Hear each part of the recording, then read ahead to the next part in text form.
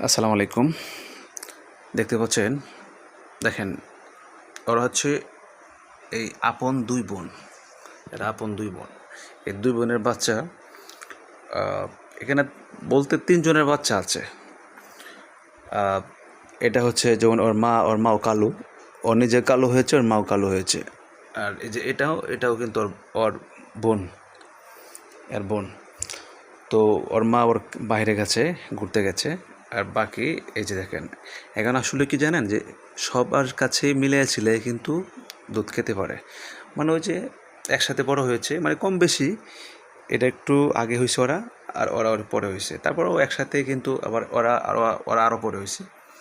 এখন সবাই মিলে ছিলে কিন্তু একসাথে দুধ খেতে পারে। ঠিক আছে, মানে ওরা মনে করে যে সবাই আমার বাচ্চা। ঠিক আছে, এই দেখেন।